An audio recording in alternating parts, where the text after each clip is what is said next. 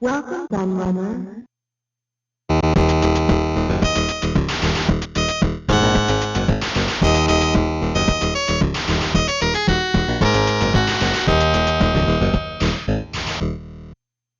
When a new console is first announced, there's always a whirlwind of rumours and whispered stories that follows. Whether it's the PlayStation 2 being more powerful than a supercomputer that can be used to launch nuclear missiles, or the Sega Dreamcast offering better than real-life 128-bit graphics. A lot of info about a new system should always be taken with a pinch of salt.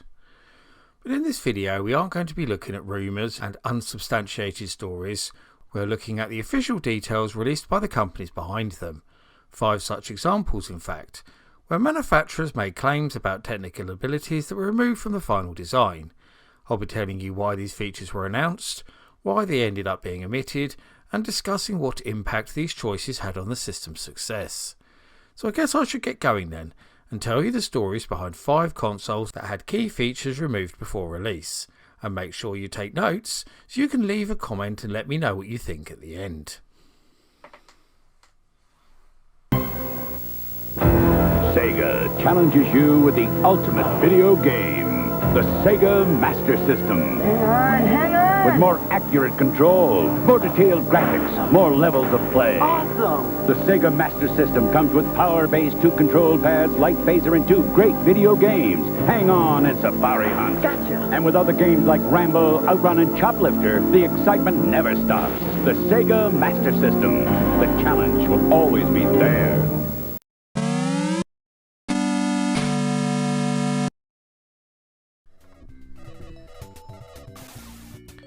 As most people will know, the Master System started life as the Sega Mark III in Japan, an upgrade of the Sega SG-1000, which had already gone through a revision itself, hence the name.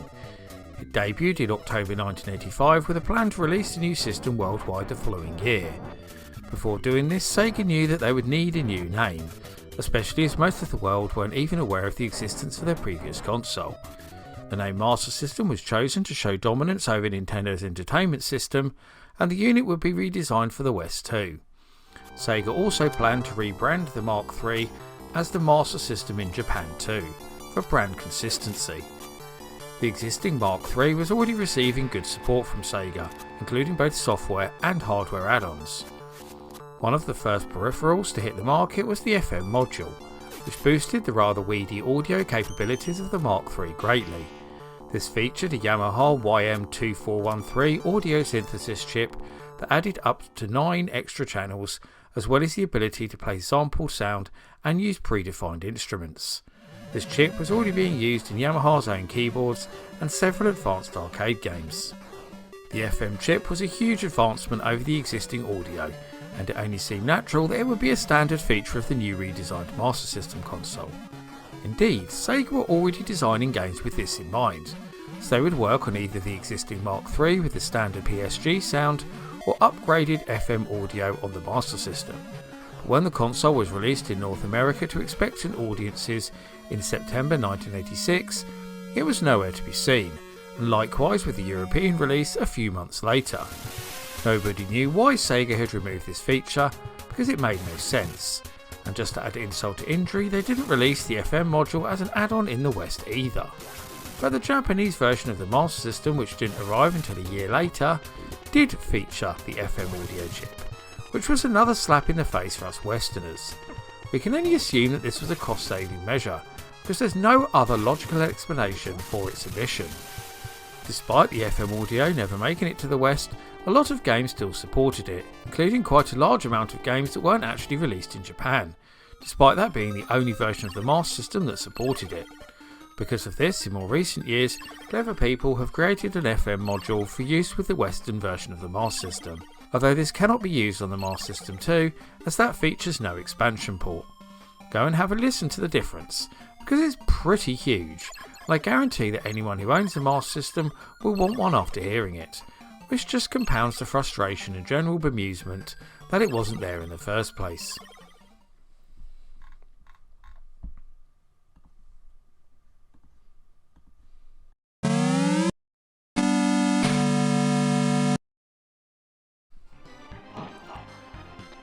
One of the key features of the Sega Mega Drive upon release was backwards compatibility with the Sega Master System that came before it. Okay, so you did need to buy a power-based converter, but as this unit did nothing more than change the shape of the cartridge slot, it was relatively cheap. As the Mega Drive and Genesis were just an evolution of the same hardware, all the compatibility was already built in. This of course gave the console a very healthy back catalogue to start with. So almost as soon as Nintendo announced they were releasing a 16-bit console of their own, they stated it would also be backwards compatible with the previous generation. Right from the first moment that the technical specifications for the Super Nintendo were revealed, people questioned why it featured such a slow CPU, in the form of the 3.58 MHz 65C816 with an 8-bit data bus. The Big N stated that the reason was simple. It would give them the backwards compatibility they wanted with the modified Rico 6502 of the SNES, and it could also be switched to 1.79 MHz mode to help accommodate this. This statement dissipated a lot of the fuss, and even saw many people nodding their heads in agreement. With the NES and Famicom being by far the most popular console across North America and Japan, it made a lot of sense. A lot of people weren't ready to give up on the huge collections of games, and this would allow the seamless upgrade route. But then the final specs and release dates for the Super Famicom and SNES were revealed, and there was no longer any mention of the feature. It's been revealed by former Nintendo engineers that the backwards compatibility was removed at the very last minute, just before it went into full production. This was because Nintendo was scared that people wouldn't want to buy any new games, being happy with their existing libraries, and if people didn't buy new games, they made less profit. Of course, this reasoning was pretty flawed, because Sega had already proved this wasn't true. Although you could argue that the Master System didn't have the user base of its big rival in Japan or North America, but even then you can look towards Europe, where the SMS was the dominant console, to disprove that statement too.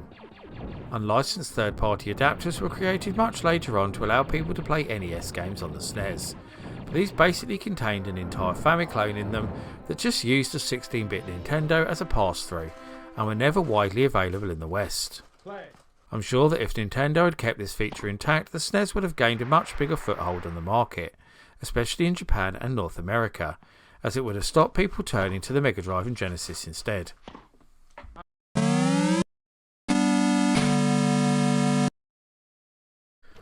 Not long after Atari announced their revolutionary 64-bit Jaguar console, they quashed all the queries about why it was using cartridges instead of CDs by revealing that it would be joined by a CD add-on within a year of release, thus going down a similar route to the Sega Mega CD and NEC Super CD-ROM. This would give Jaguar users the best of both worlds, and also allow Atari to refine the new technology and make relevant upgrades in the meantime. The initial specs for the Jaguar CD suggested that it would offer only a few basic upgrades over the existing Jaguar hardware, in the form of additional storage, CD audio and full motion video. But then Atari announced that the CD add-on had been delayed until 1995. There were loads of different stories flying around that explained why, such as the new games not being ready, Atari wanting to build a bigger user base for the console, and most interestingly, a need to revise the hardware to enable the Jaguar to better compete with the upcoming Sega Saturn and Sony PlayStation. It was soon being reported that Atari were going to add a new 3D chip into the design of the Jaguar CD. Unlike the Saturn and PlayStation, the Jaguar didn't have any hardware that was specifically designed to draw polygons. So this new chip would not only fix that, but also include the ability to texture map these polygons too. This would have made perfect sense and seemed like a very sensible decision on Atari's behalf. The Jaguar already had some incredible processing power, and something like this would have undoubtedly left it in a position to compete with its rivals. But then 1995 came around and the Jaguar CD was ready for release along with the first stream of new CD-based titles. The much mooted 3D chip was nowhere to be seen, and the specs of the unit were identical to what was initially announced after the Jaguar's debut. A lot of people criticised this decision, and the initial run of games was doing little to change people's minds. The Jaguar was already selling very poorly, and the Jaguar CD did little to change that, with both being discontinued the following year with only 15 releases in the CD format. Interviews with former Flare Technology engineers have revealed that the idea of a 3D chip for the Jaguar CD was briefly considered by Atari, but no such chip would have even been ready for inclusion in the unit. The final design and production for the Jaguar CD had been handed over to Philips Electronics in the Netherlands, and Flair had very little to do with it. Such a chip was worked on by Flair, however, for inclusion in the planned but ultimately unreleased Jaguar 2 console, so the idea wasn't a complete pipe dream.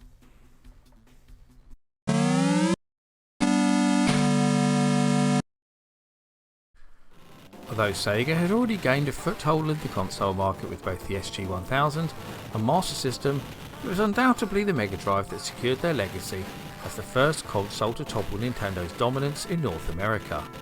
It was also the very first true 16-bit console on the market, as the PC Engine was very much an 8-bit hybrid, and the most powerful game system on the market upon its initial release back in October 1988.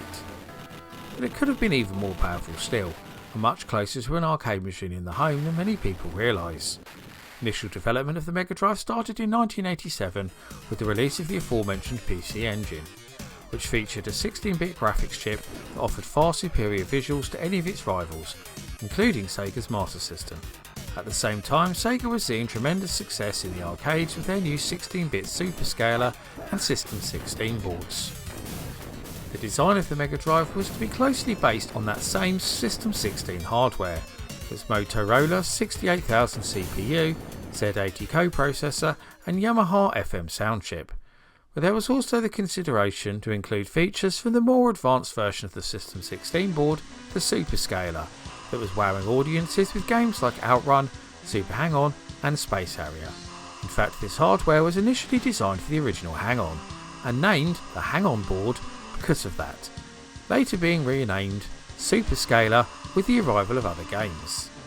The main upgrades that the Superscaler board offered over the System 16 was a second 68000 CPU, more RAM, and VCO object hardware, which gave it the 3D sprite scaling abilities that it's best known for. Adding the scaling chip to the existing Mega Drive design would have meant that it could deliver near perfect ports of all existing Sega arcade games, and would have given it a huge selling point over the rival PC Engine. The press of the time were widely reporting this as a feature of Sega's new 16-bit console hardware too, leaving potential purchasers salivating. But then came the final reveal of the Sega Mega Drive, and the Superscaler chip was nowhere to be seen. The impressive nature of the hardware meant that people didn't focus on its omission too much, thankfully, but existing hardware gamers couldn't help feeling disappointed, especially when looking at the jerky nature of launch games such as Super Thunderblade and Space Harrier 2 when compared to their coin-op brethren. The excuse was given that it would have been too expensive to include such a feature, but no doubt the cost of this would have come down dramatically over time. The Mega CD add-on did rectify this initial oversight somewhat by including such hardware, but it was never used to deliver ports of all those famous Superscaler arcade games and did little to entice existing Mega Drive owners to make the upgrade.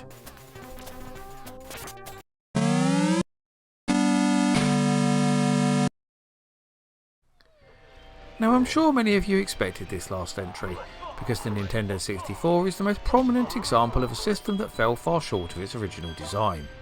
Development of what would become the N64 started in 1993 under the codename Project Reality, not at Nintendo, but original designers of the hardware Silicon Graphics.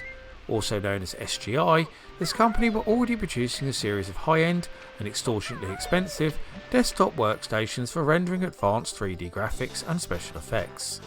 They were mostly being used in the film industry, but SGI also had an idea to further develop the hardware for use in video games. SGI set about creating a prototype of their Project Reality console, with a view to partnering with an existing company within the industry. Their first choice was Sega. After they turned it down in favour of their own hardware designs, it was offered to Nintendo instead. The Big N liked what they saw and signed a partnership deal with SGI to develop the hardware further.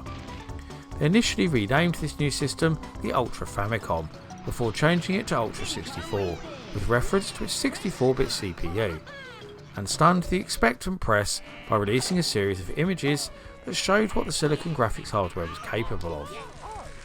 Initially penciled in for a late 95 debut, the release of the Ultra 64 was delayed to the first quarter of 1996, and with it came a name change to Nintendo 64, which, let's face it, was nowhere near as cool. It's rumoured that this had something to do with Konami and their ownership of the Ultra Games trademark, but Nintendo have always denied that, despite never really giving a logical reason for the change. The console would then be pushed back again before it was finally released in Japan only in June 1996, but in the meantime Nintendo had teamed up with WMS Industries to deliver a series of arcade games based on the hardware that would include both Nintendo and Midway branding. This would result in the release of both Cruis'n USA and Killer Instinct to widespread acclaim. But as the summer of 1996 rolled around, it quickly became clear that the Nintendo 64 wouldn't be anywhere near as powerful as promised. It was a significant downgrade on the Silicon graphics hardware that was used to wow audiences in the early previews, and was even less powerful than the Midway developed arcade games from 2 years previous. Not only did the N64 feature a slower CPU, it also included less memory than originally intended, something that was later fixed by RAM packs, a weaker sound chip, and much less graphical oomph, something clearly demonstrated by the trademark foggy visuals that the N64 became famous for. There was also Nintendo's decision to go with cartridges instead of CDs as originally promised, which gave it far less storage capabilities too. In fact, the Nintendo 64 was downgraded from the original Silicon graphics design in every single area, for no other reason than to save money. This disappointing leap in technological advancement no doubt helped the rival PlayStation to not only keep its place as top dog, but also continue to gain market share, with it eventually outselling the N64 by over 3-1. Captain, there's something heading our way extremely fast. It's coming straight at us. I've never seen anything like it before.